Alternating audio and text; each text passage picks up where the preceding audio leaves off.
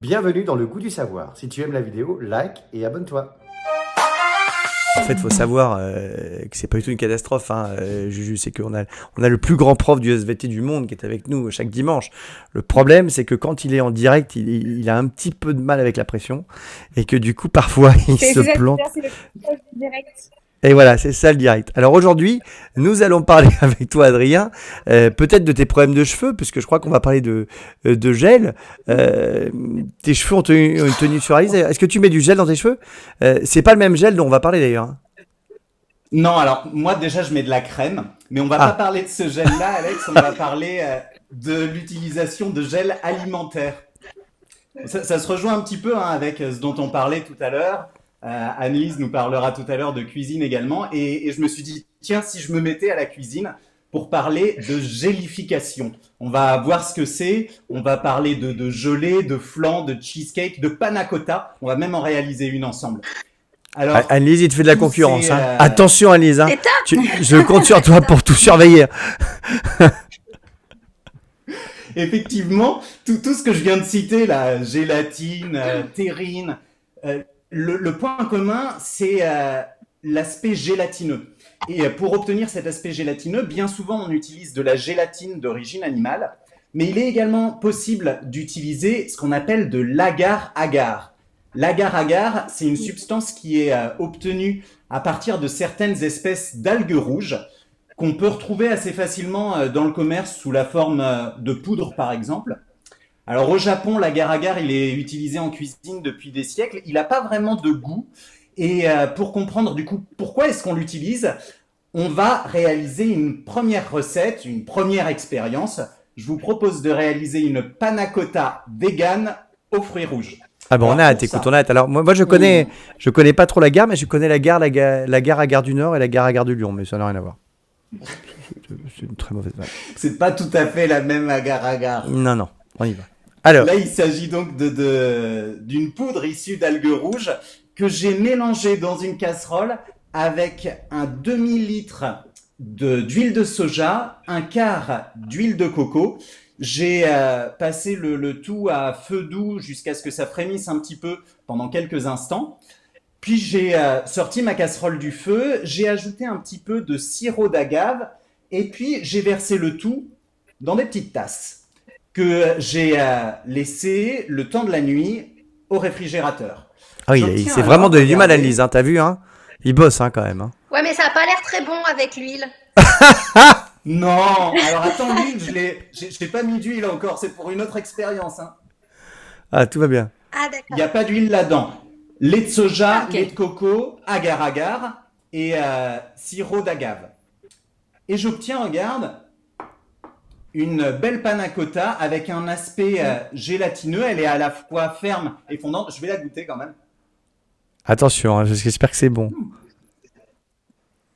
Elle est pas mal Par du contre, tout. c'est pas très gentil ça de goûter des choses devant nous qu'on ne peut pas goûter. Oui, mais à mon avis, je vais te dire, Juju, moi, d'expérience avec Adrien, c'est bien de ne pas être à côté. Tu vois, Ah d'accord. c'est pas panna côté, c'est sur la panna cotta, je pense que c'est une bonne idée. Parce que parfois, il faut se méfier.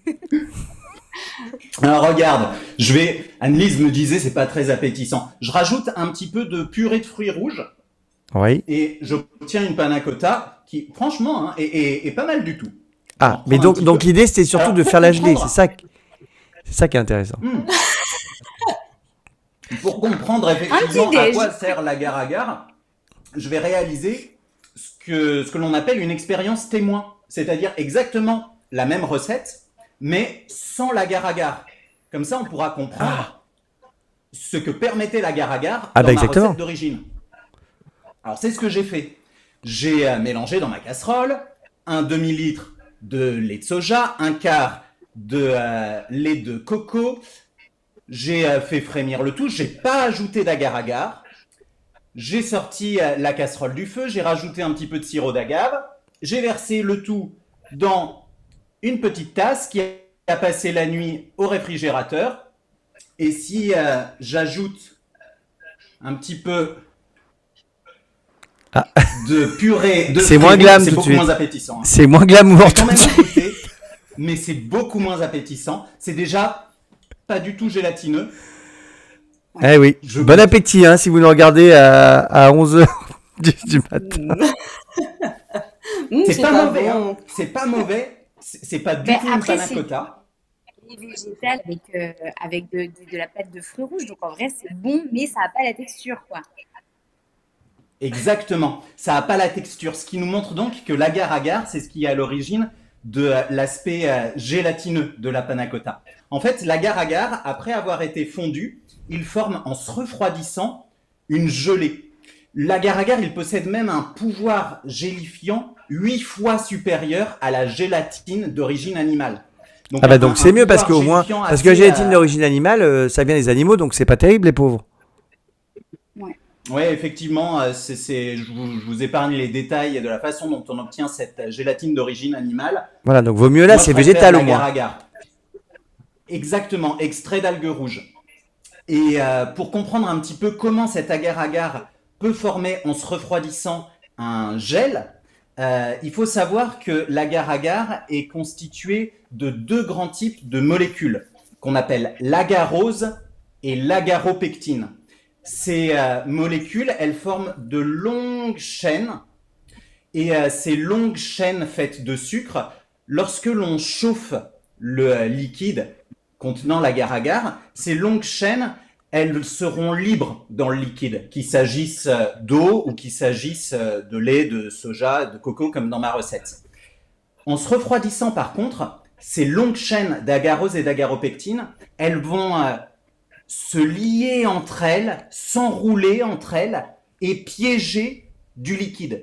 Et ça, c'est ce qui va former un gel. Et la formation de ce gel, c'est ce qu'on appelle la gélification. Alors, moi j'aimais bien ma recette. C'était très de beau panna quand même. cotta. Non, bravo, parce que non, franchement, ça s'applaudit. C'était très beau. Je sais pas ce que tu as pensé, Juju, de cette chorégraphie que je vais essayer de refaire, de ce mélange un peu incroyable, de ce bras qui se... Je sais même pas comment tu as fait. Bravo, bravo Adrien, c'est merveilleux. Et alors attends, c'est pas fini. Je vais te proposer une autre petite expérience, toujours à base d'agar-agar, toujours sur la gélification. Je vais aller rechercher mon verre d'huile que j'ai mis au frigo. C'est le verre d'huile qui s'est renversé tout à l'heure. Je vais le chercher, je suis là dans une seconde. On rappelle qu'Adrien n'est pas seul dans sa vie et que donc la personne qui partage sa vie doit être en train, comme toujours, de nettoyer les dégâts. J'ai de la pensée quand même. Alors ça, c'est de l'huile. Alors ça, c'est de l'huile que j'ai à peine De l'huile de sortie quoi du, déjà frigo, Parce que de l'huile, il y en a qui va plein. m'être D'huile de quoi utile pour cette deuxième expérience. Dans cette deuxième expérience, Bon, on sait pas. je vais tester de faire du caviar de grenadine pour mettre sur ma panna cotta à la place de ma purée de fruits rouges. Pour ça, dans ma casserole, c'est la casserole que j'avais tout à l'heure. Dans cette casserole, j'ai mélangé un verre d'eau, un verre de sirop de grenadine et 5 grammes d'agar-agar. J'ai mélangé le tout, j'ai porté à ébullition, j'ai laissé refroidir un petit peu. Et avant que ça ne forme un gel, là ça ne forme pas encore un gel, hein, c'est encore liquide, encore ouais. assez chaud. Avant que ça ne forme un gel, je vais en prélever un petit peu à l'aide de cette pipette en plastique. Exactement. Et verser au goutte à goutte mon mélange de grenadine, d'eau et d'agar-agar dans l'huile très froide. Ce qu'on peut alors voir... Dis donc, on dirait comme des espèces de gouttes compactes un peu. Exactement. Ça forme des petites gouttes qui se dirigent vers le fond du verre. C'est parce que ce mélange d'eau, de grenadine et d'agar-agar, il est plus dense que l'huile. Il va donc dans le fond du verre et on obtient des petites billes. Hein. Oui, on les voit. Que ça forme tout un tas on les voit pas billes. mal, oui. Et donc, ces petites billes, je peux ensuite les faire passer au-dessus d'une passoire pour les récupérer. ouais. Qu'est-ce qu'il fait? Sans renverser l'huile, hein, Adrien. Exactement. Alors, l'huile va passer au travers de la passoire, mais pas les petites billes. Je vais donc récupérer sur ma passoire les petites billes de grenadine. Hop. Oui. Trop bien. Regardez comme c'est beau. Non, faut que tu les penches plus, on voit pas là. Ah oui, on voit un peu. Ah oui, voilà. Ah oui, t'as raison, ça ressemble au truc, tu sais, quand on prend des sushis là, les œufs de saumon là. Ouais, exactement. Je rince dans un petit bol contenant de l'eau et j'obtiens du coup ce que j'appelle un caviar de grenadine que je vais pouvoir déposer sur ma panna cotta. Mais il n'y a pas d'huile En dessus? fait, Annelise, c'est une bonne idée de faire ça ou c'est une catastrophe? Bah, non, non, après, effectivement, faut rincer, sinon tu vas avoir beaucoup d'huile. Mais là, Adrien, il est en train de rincer. je rince. Et donc, alors ça Et nous je vais prouve quoi goûter. cette expérience? Alors, au cours de cette expérience, on a de nouveau de la gélification. Ce qui est assez étonnant, c'est qu'on obtient du coup ces petites billes. Ah oui, de, c'est carrément. Ah oui, non, mais là, c'est grenadine. carrément visible, c'est incroyable. C'est C'est fou. complètement Est-ce que dingue, c'est hein. le même principe que les bubble tea? Alors, c'est différent dans les bubble tea. Ouais. Il y a également plusieurs types de gélification. C'est pas tout à fait la même chose dans les bubble tea parce que l'intérieur, si je me trompe pas, dans les bubble tea est encore liquide. Là, ma grenadine est entièrement gélifiée. Voilà, on va faire un cours sur le Et- bubble tea la prochaine fois, Annelise, tu nous prépares ça parce que j'adore ça, moi. C'est Après, super. après, le vrai bubble tea, c'est des perles de tapioca. Perle de tapioca. Donc, Oui, c'est ça. le tapioca, c'est comme enfin, c'est de la famille des pommes de terre, on va dire. Enfin voilà, c'est un tubercule. Ah, Et donc, on met de la pomme de terre, bah ça va plaire à c'est- Juju, soit toi qui aimes la patate douce, Juju. On met de la pomme de Ouais, mais terre dans le thé? ça n'a pas du tout cette forme-là dans le bubble tea, hein. Ça ne ressemble vraiment pas à une patate. Ah oui, d'accord. Non, Mais, non, mais, c'est mais j'adore les vraiment bubble liquide. tea, moi, parce que j'aime bien avoir un truc un peu consistant dans mon thé. Ah, ok. Ouais, c'est bon le bubble tea. Mais faut J'aime avoir bien. une grosse paille parce que sinon tu peux pas avaler Mm. les billes. Ouais, c'est comme le chocolat où tu mets les chamallows, là, les marshmallows, là. Oh là là, Ouais, c'est bon, ça c'est trop bien. Mm. C'est pas raisonnable. Mais mon caviar de grenadine, il est pas mauvais non plus, hein. Et ben voilà. Mais, Il a un peu le goût d'huile. J'aurais dû le rincer un peu plus, mais il est pas Ah, mauvais. ouais. Bon, en tout cas, du coup, c'est ça la gélification, quoi. Exactement, dans cette expérience-là, l'agarose et l'agaropectine, en plus de former ces longues c'est reparti. chaînes Oh, piégeant cette Corée incroyable. le liquide et formant le gel, elles se sont mises sous la forme de grosses sphères qui, du coup, comme elles étaient plus denses que l'huile, sont tombées dans le fond de mon verre.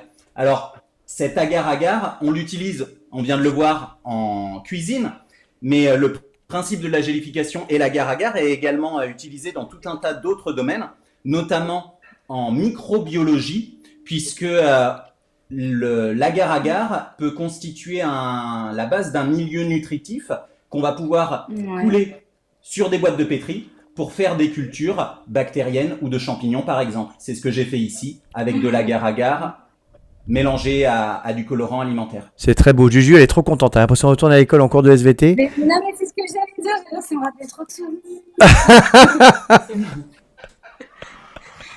Bon, bah, merci beaucoup, Adrien, en tout cas. Par contre, quand on est gelé, ça n'a rien à voir, hein. Non, ça n'a rien à voir. Non, On pourra c'est en complètement parler, différent. mais- C'est pas pareil. On va faire un dernier cours avec notre amie Annise. On va faire la cuisine. Et on revient après, Cécile, une fois qu'on va dire au revoir juste sur la psychopédagogie. Tu es prête, Annise, pour ton cours, du coup? Bah, je vais essayer, ouais, j'ai la pression. Eh ben, on est parti. C'est parti pour la cuisine.